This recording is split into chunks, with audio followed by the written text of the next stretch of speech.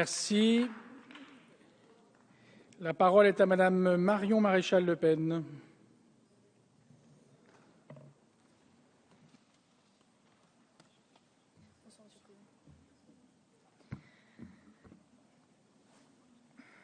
Monsieur le Président, Madame le Ministre, chers collègues, après le mariage pour tous, la nationalité pour tous et la prison pour personne, voici le logement pour tous. Car avec vous, c'est plus facile. L'État-providence, il est vrai, multimilliardaire en dette, peut promettre monts et merveilles. Une copropriété laissée à l'abandon par ses occupants, il viendra repeindre et remettre aux normes gratuitement. Des migrants venus sans moyens, il pourvoira à leur logement et à celui de leur descendance gratuitement. Des loyers trop élevés, il interdira aux propriétaires de dépasser un seuil fixé par l'administration. Féerique ce monde socialiste où tout est gratuit et rien n'est trop cher, puisqu'il suffit d'emprunter sur les marchés pour financer ou de dire stop pour que les prix s'arrêtent de monter. Face aux échecs récurrents des politiques du logement, on aurait pu s'attendre à un renouvellement du diagnostic. Mais non, on ne change pas un raisonnement qui perd. Pour vous, la crise du logement, c'est uniquement une crise de l'offre. On ne fait pas sortir assez de logements du sol. Il faut bétonner de plus belle, même si l'équivalent d'un département français de terres agricoles est d'urbaniser tous les 7 ans au rythme actuel. Les conséquences des politiques donnant la primauté à l'urbain contre le rural, ou les conséquences des flux migratoires à bas niveau socio-professionnel sont encore une fois superbement ignorées. Permettez-moi de le rappeler puisque personne ne le fait. Mais selon vous, faire venir chaque année 200 000 individus, sans compter des dizaines de milliers de clandestins, venus pour la plupart sans rien, et leur garantir le droit au logement pour eux et leurs familles, cela ne déséquilibre pas du tout le marché du logement.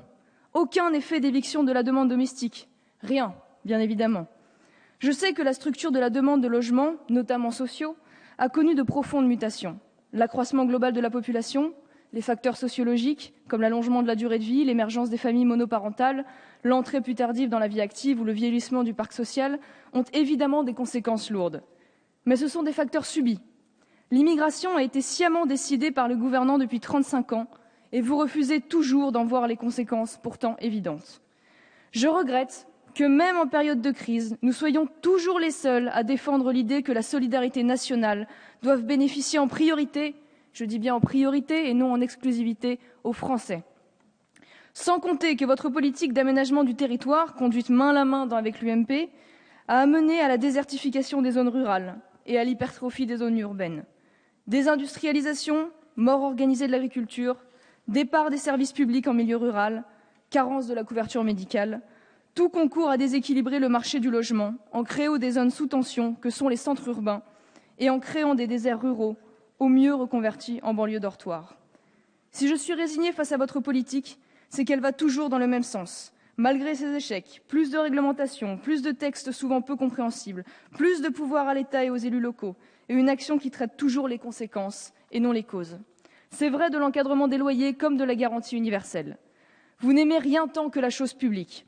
Un peuple dépendant de l'État pour son travail, pour sa santé, pour ses revenus, pour son logement, autant de garanties de citoyens dociles et redevables face au pouvoir.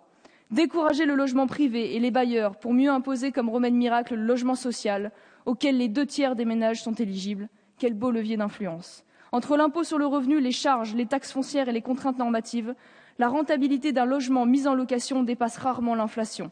Ce n'est pas votre texte qui va améliorer les choses. Je ne suis certes pas pour la confiance aveugle au marché et au privé, loin s'en faut. Et je dénonce tout autant que vous la difficulté à se loger, la cherté des logements et le caractère scandaleux de certaines offres sur le marché. Mais l'État, s'il doit réguler, doit-il et peut-il pour autant tout prendre en charge et tout financer? Avec la garantie universelle, par exemple, la conséquence sera très probablement une déresponsabilisation et une hausse des impayés. Sur le coup, vous le savez, il est très certainement sous-estimé dans votre projet. 700 millions aujourd'hui, probablement le double selon beaucoup. Est-ce la méthode à retenir alors que vous cherchez péniblement des économies de quelques dizaines de millions d'euros dans les comptes pour retarder la faillite de nos finances publiques? Impossible pour la conscience d'extrême gauche qui habite toujours certains d'entre vous de mettre en place une mesure préventive et dissuasive. La réalité, c'est que comme pour tout, il y a les bons locataires et les mauvais, les bons propriétaires et les mauvais. Les procédures de recouvrement sont à la fois longues, chères et incertaines, ce qui incite de nombreux bailleurs à ne plus louer leurs biens. Dans le cas de particuliers, les impayés créent souvent des situations difficiles, voire de précarité, notamment lorsque le bien loué a été acquis par emprunt ou constitue un complément de retraite. Il serait souhaitable d'ajouter une meilleure information en amont des propriétaires, en créant par exemple un registre officiel des impayés locatifs, ouvert à l'ensemble des bailleurs. Il n'existe aujourd'hui que des initiatives privées, dont la consultation est souvent réservée aux professionnels de l'immobilier.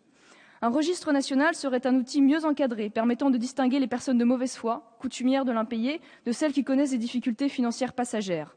Le Conseil d'État avait rappelé en 2004, à l'occasion d'un contentieux, les conditions imposées par la CNIL pour la validité d'un tel fichier. Il serait aisé de les reprendre. Sur la transparence dans les logements sociaux, enfin, il aurait fallu profiter de l'occasion pour instaurer une véritable transparence. Mais chacun sait que le logement social, à l'image des affaires qui ont entaché la gestion de nombre d'offices HLM, est une boîte noire que certains élus aiment se garder pour monnayer leurs décisions et que certains partis ont utilisée pour leurs financements occultes. Vous n'avez donc donné accès à personne au fonctionnement et au contenu de la boîte noire, puisqu'aucune publicité ou aucun accès à des informations permettant de comparer les dossiers et les attributions n'est prévu. Le numéro unique est sans doute une idée intéressante, mais malheureusement incomplète. Alors que nous avons confié au Gouvernement le pouvoir de légiférer par ordonnance sur l'urbanisme au printemps, voici encore un texte supplémentaire, qui ratisse large, de la reconnaissance de l'habitat participatif, en passant par les yourtes. Je m'interroge une nouvelle fois sur la force de la loi et de son intelligibilité lorsque certains articles, notamment en matière de documents d'urbanisme, sont d'une telle complexité qu'ils en deviennent difficilement applicables pour beaucoup d'élus. Cela fera certainement le bonheur des bureaux d'études et de l'opacité financière qui va avec.